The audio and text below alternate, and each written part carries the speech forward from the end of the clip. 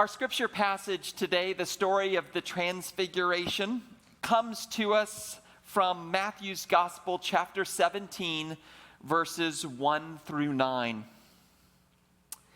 6 days later, Jesus took with him Peter and James and his brother John and led them up a high mountain by themselves.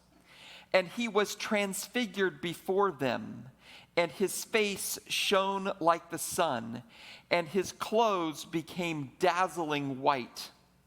Suddenly there appeared to them Moses and Elijah talking with him. Then Peter said to Jesus, "Lord, it is good for us to be here. If you wish, I will make 3 dwellings here, one for you, one for Moses, and one for Elijah." While he was still speaking, suddenly a bright cloud overshadowed them, and from the cloud a voice said, "This is my Son, the beloved. With him I am well pleased. Listen to him." When the disciples heard this, they fell to the ground and were overcome by fear. But Jesus came and touched them, saying, "Get up and do not be afraid." And when they looked up, they saw no one except Jesus himself alone. As they were coming down the mountain, Jesus ordered them, "Tell no one about the vision until after the Son of Man has been raised from the dead."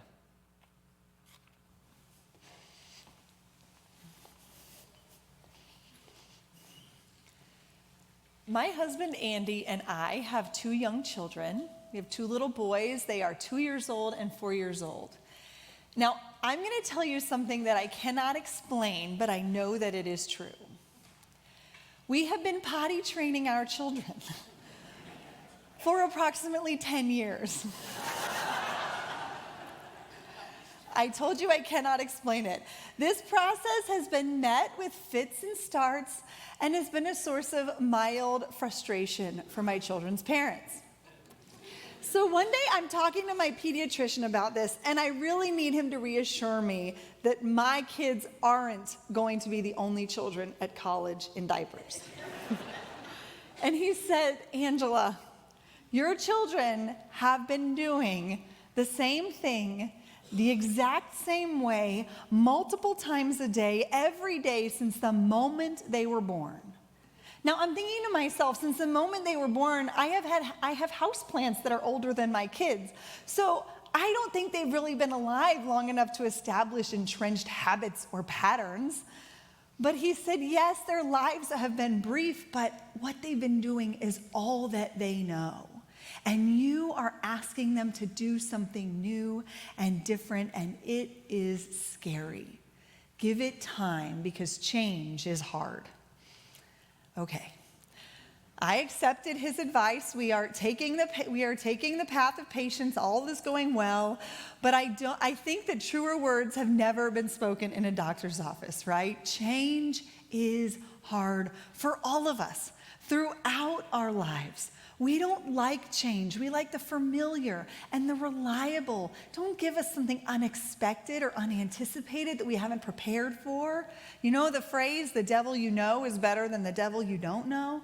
I think the devil you know is better than the angel you don't know. Even if the unknown thing would be better for us, we don't want it and we don't like it because we don't know it. This is especially true when we're afraid.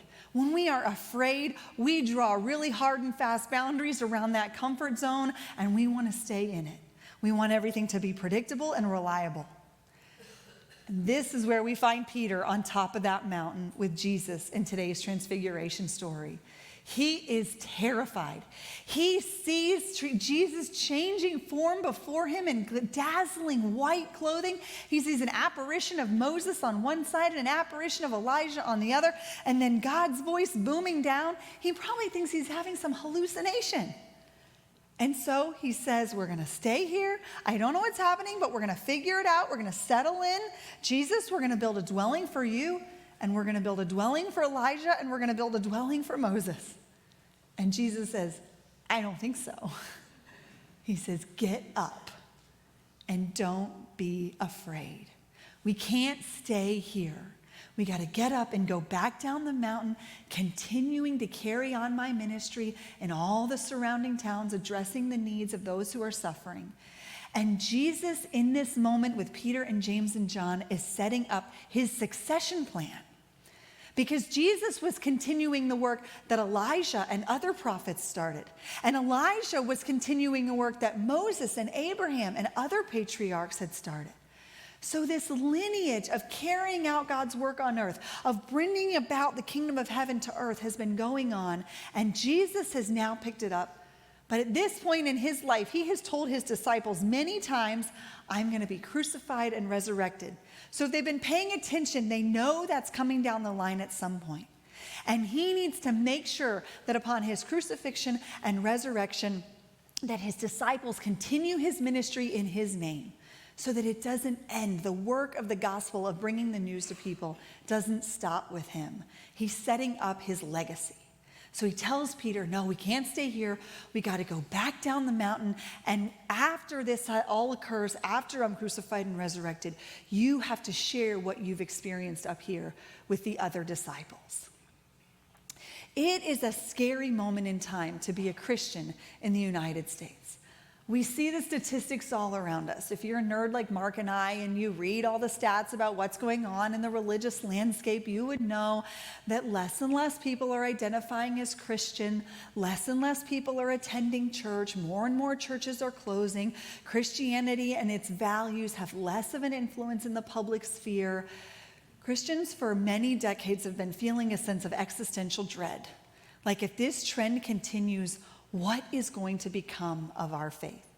And it's a really scary moment. And lots of churches responding to this fear and the rapidly changing world around them have decided to freeze and saying, we don't want to adapt. We don't want to do live streaming. We don't want to figure out this fast-paced world around us. We're going to stick with what we know and what we like and what's comfortable.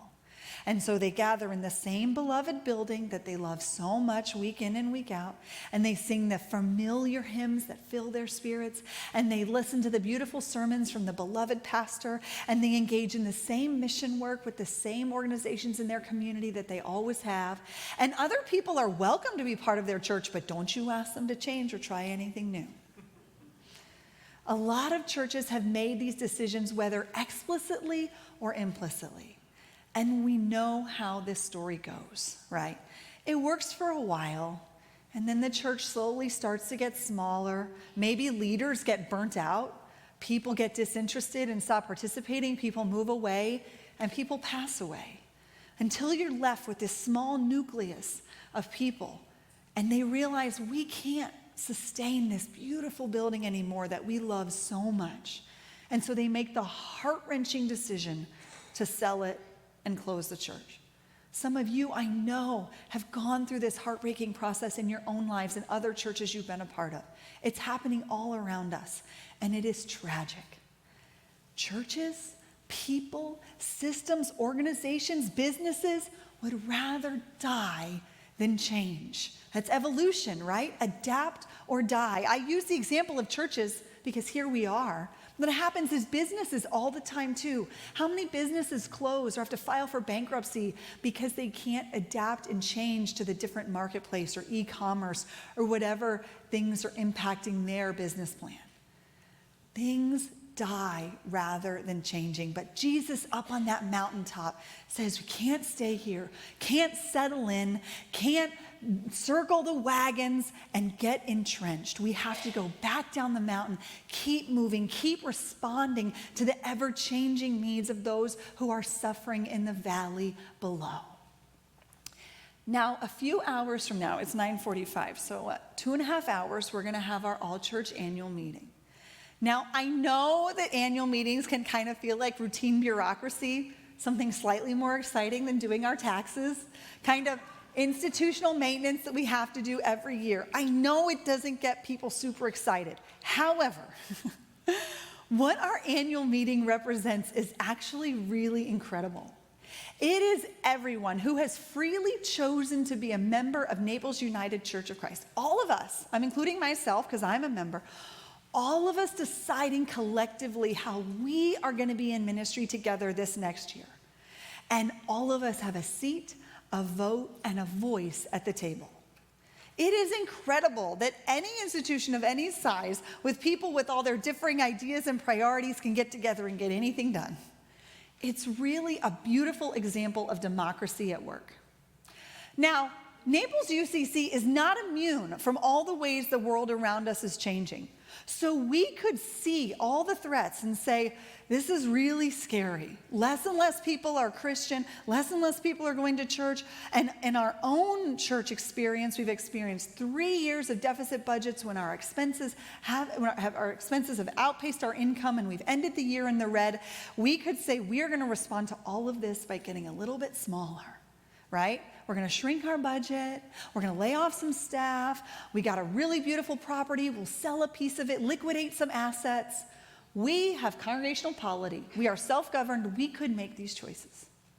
However, no church has ever shrunk as a strategy towards growth. We could do that, but I think it would be a grave mistake. Because Naples UCC has only been around for 50 years. Now you might be saying to yourself, 50 years is kind of a long time, and it is, especially when you get a group of our size trying to accomplish anything democratically. It really is incredible that we've lasted this long.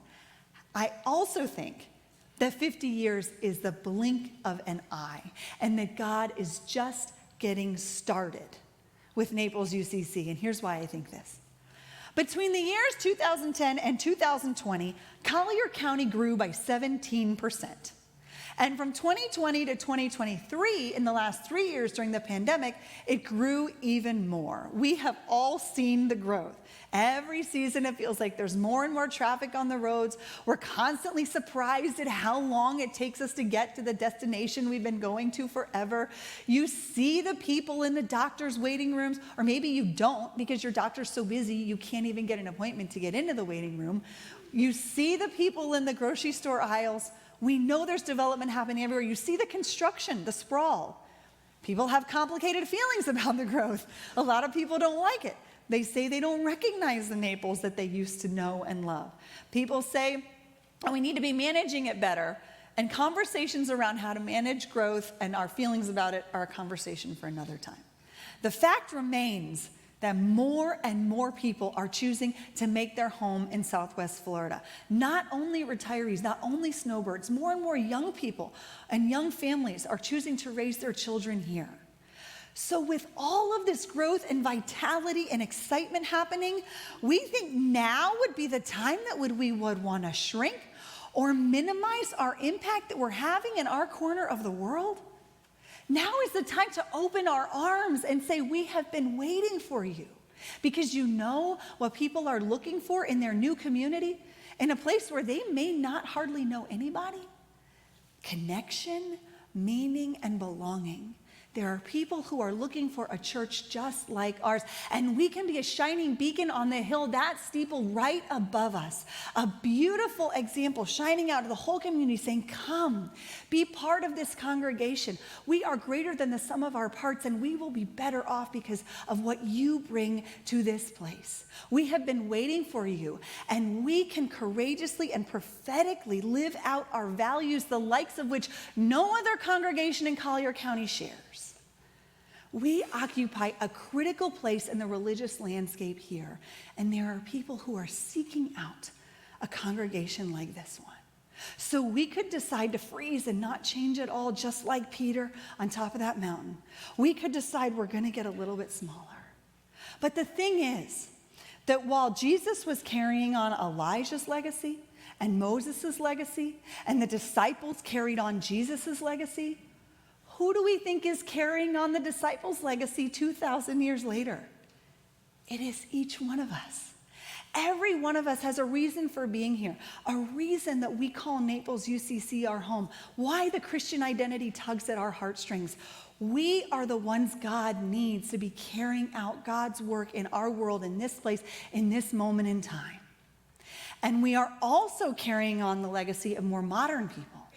The folks who were part of the Florida Conference 60 years ago, who flew over this area of Florida in a little airplane and looked out the window and literally saw the development happening on the ground and said, we need to plant a church there. And they invested time and energy and the resources into making it happen. And they probably wouldn't be able to fathom the incredible congregation it has become in all these years. We are carrying on the legacy of people just a few decades ago.